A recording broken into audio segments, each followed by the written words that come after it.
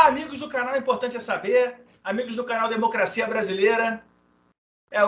Quarta-feira é dia de encontro, uma quarta-feira pós-feriado, pós-7 de setembro, onde muita coisa aconteceu. Tivemos aí uma série de manifestações em alguns estados do Brasil, né, prioritariamente nos estados do Sudeste, do Sul, alguns do Centro-Oeste, onde o Bolsonaro ainda tem um certo apoio, né, dentre os 25% que ainda o seguem. E é nesse contexto que a gente vai conversar hoje, nesse vídeo, falar um pouquinho da repercussão de hoje, do pronunciamento do Arthur Lira, do pronunciamento do Luiz Fux, enfim, o que virou notícia com relação aos atos do dia 7 de setembro. Meu amigo Henrique, você esperava que ia ser como foi ontem? Olá, Leonardo. Olá, todo mundo que nos assiste. É um prazer mais uma vez estar lá nesse encontro com você. Olha, eu esperava já, isso é uma coisa muito óbvia que ia acontecer ontem. Primeiro que a gente sabe, aquela cloaca que estava junto lá com o Jair Bolsonaro, uma pessoa que todo mundo sabe que é nazi-fascista, uma pessoa que conspira contra as instituições. Como diz no vídeo ontem, o bolsonarismo era nada mais, nada menos do que um poder controlador, um poder que não pode ter críticos, ou não pode intervir em suas ações, um poder que afronta qualquer ordem democrática e um poder que tenta instalar o caos em pleno território que a gente vive, território nacional. É triste, a gente esperava, sim, toda aquela barbárie, todas aquelas coisas ridículas, pavorosas. A gente viu teve vídeos rolando na internet, pessoas jogando pedra no Itamaraty, pessoas derrubando grades. Aquilo é de uma baixeza, aquilo é de uma baixaria, são pessoas baixas. E olha só que se dizem elite. São pessoas que se dizem pessoas intelectuais ou pessoas que são numa classe social média para alta e fazendo aquelas coisas que são da idade da pedra.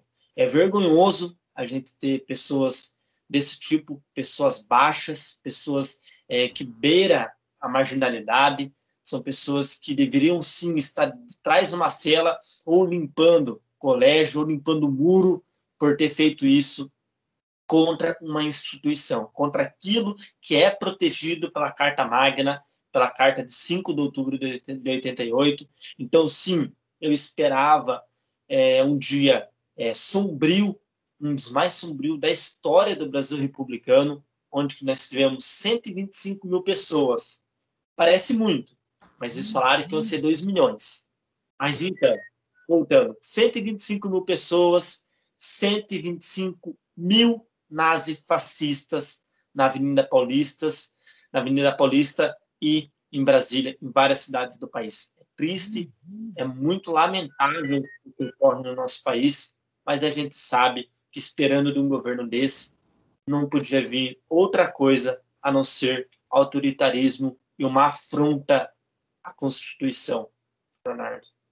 É verdade, meu amigo Henrique. E outra coisa, você via a comemoração, né, dos bolsonaristas, e sinceramente, eu fiquei pensando, na minha cidade também teve isso, eu fiquei pensando o que eles estavam comemorando, se era gasolina a R$7, se era o quilo da carne de segunda a R$30, se era o gás de cozinha a R$100, porque assim, o Bolsonaro nunca tem culpa de nada, né? Ele é quase um inimputável. A culpa, se a comida está cara, a culpa é da crise da pandemia. Se o combustível está caro, a culpa é dos governadores. Se sei lá o que está caro, a culpa é do prefeito.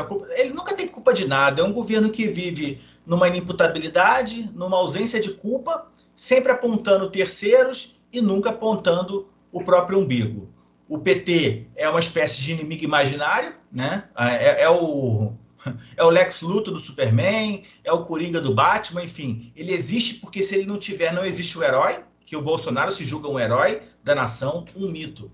E, sinceramente, foi o que você falou. As manifestações, para ele, foi uma decepção, ele sabe disso. Foi muito aquém do esperado, mesmo pagando R$100, mais transporte, mais camiseta, boné, para o pessoal sair do interior e ir para as capitais. Nem assim ele conseguiu cooptar um número de pessoas que fizesse uma representatividade maior, que era o que ele esperava, né? Isso, infelizmente, para nós, não deveria nem ter acontecido, porque o Arthur Lira senta em inúmeros pedidos de impeachment, assim como o Augusto Aras também senta em inúmeras denúncias de crime comum que o Bolsonaro já cometeu no âmbito do mandato dele. Mas é aquele negócio, né? Quando ele tem políticos já na conta dele, já seguindo o rumo dele com apoio, fica muito difícil. E cada vez mais, infelizmente, a gente vai tendo dois caminhos. Ou ele continua e a gente tem uma eleição no ano que vem, da qual ele sabe que não vai ganhar, seja com urna eletrônica, com papel, com voto no celular, na internet, digital, retina. Você pode votar como você quiser. O Bolsonaro não ganha. Só ganha se tiver fraude, se tiver roubo. Porque democraticamente ele não vai ganhar.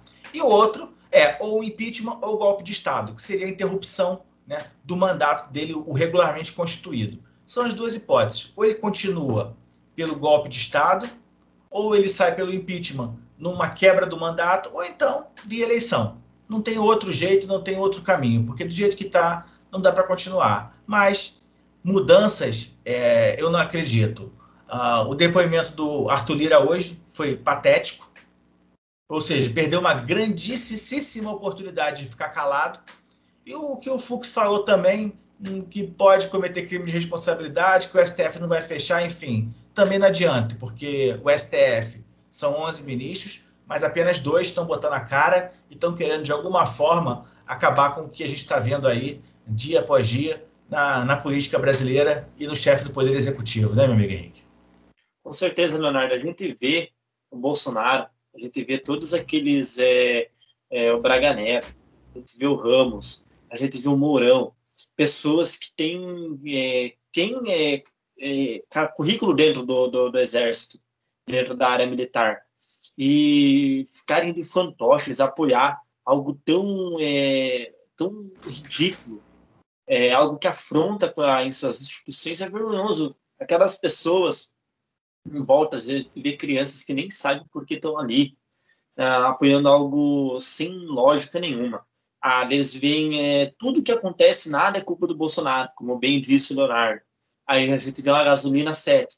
Gente, vamos lembrar que governadores podem ter culpa, pode ter um pouco de culpa em relação à gasolina, esse ICMS. Mas podemos ver, gente, que a maior culpa é do governo federal. Por quê? Porque depois que teve essa questão mista da Petrobras, depois ela ficou com paridade com o dólar. Ou seja, ficou numa visão de mercado a questão do petróleo, tudo.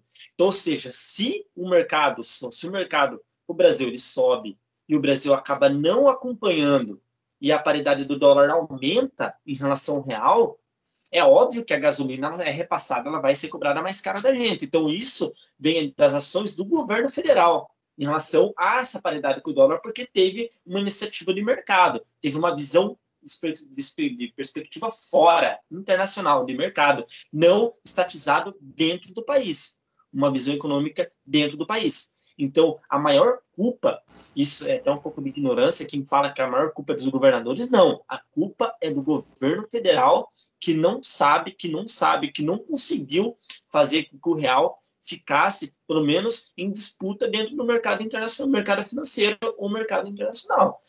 Mas voltando, Leonardo, em relação a isso, a gente viu o Arthur Lira falar o que falou. Primeiro patético, né? Vai chamar toda aquela coletiva para falar aquilo. Príncipe, a gente sabe que ele sempre tem vários impeachments, a gente sabe que ele também não é a flor que se cheire, o Arthur Lira, e esperar alguma coisa dele, muito difícil. Bolsonaro, ele vai renunciar, vai pedir renúncia?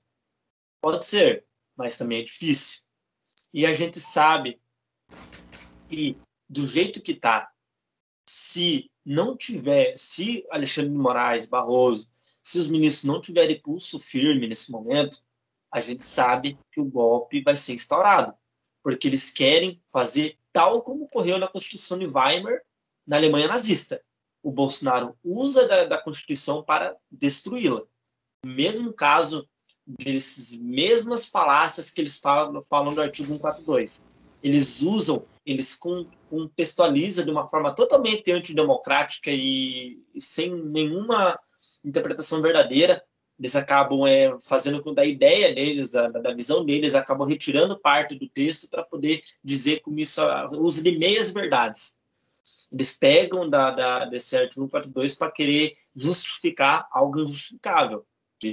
Então, não é só fora Bolsonaro, Leonardo. Tinha que ser fora Lira, tinha que ser fora muitas pessoas que conestam contra esse ato que barbariza a nossa Constituição, que vai totalmente contra o povo brasileiro. Lembrando a fala do Dr. Ulisses Guimarães, quando ele fala: traidores da Constituição são traidores da pátria.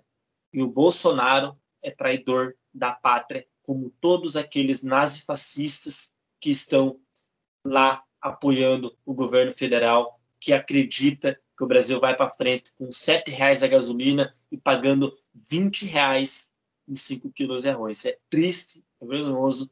É verdade, meu amigo Henrique. Sem contar que a gente tem um Ministério da Economia que está ali para defender alguns grupos econômicos, né? O dólar está 5,30, 5,40. É um desejo do Ministério do Paulo Guedes. Ele está conseguindo, dessa forma, agradar a base ruralista que o apoia e que o mantém lá.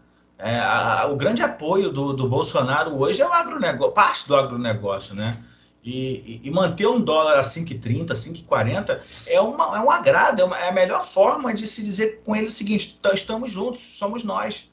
Porque são produtos que muitas vezes são exportados e eles vendem em dólar e gastam em real. Qual empresário que não queria ter essa margem de lucro e essa questão? E um outro detalhe também com relação às manifestações que eu vi ontem, que eu achei muito triste. Duas observações, na verdade. A primeira é a volta do Queiroz, né? Apareceu a Margarida.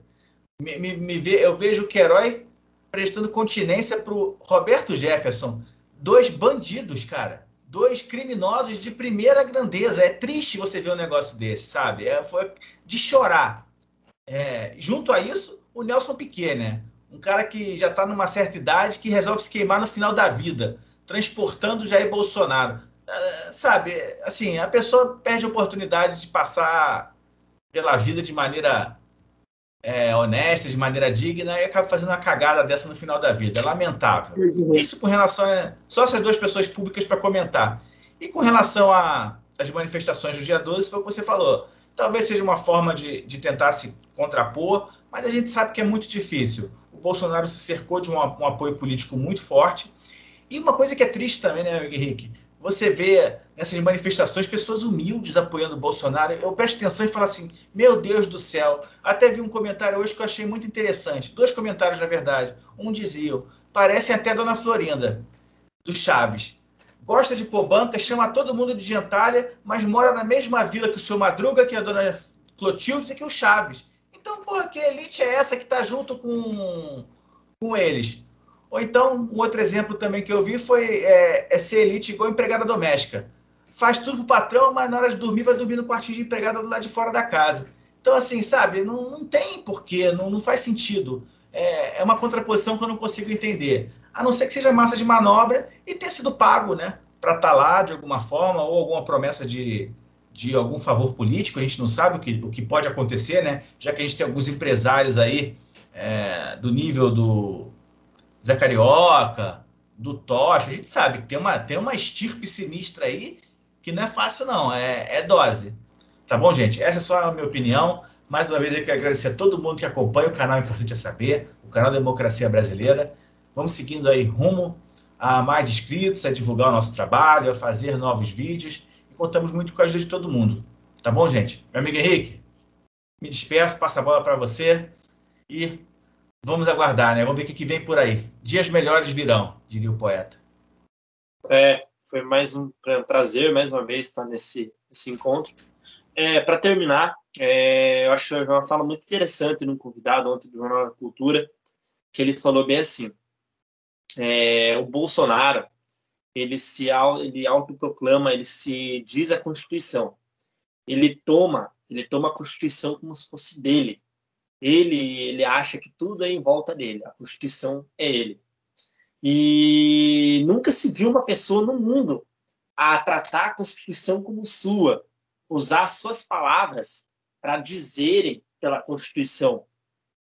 Só para terminar, pessoal, a única pessoa que fez isso na história do mundo foi Hitler. Gente, muito obrigado por esse vídeo. Se inscreva no canal, comente, compartilhe, use das páginas nos comentários, que isso vai ajudar muito o nosso vídeo, o nosso canal a seguir em frente, sempre numa visão democrática e de pluralidade de ideias. Muito obrigado e até o próximo vídeo. Até o próximo vídeo, amigo.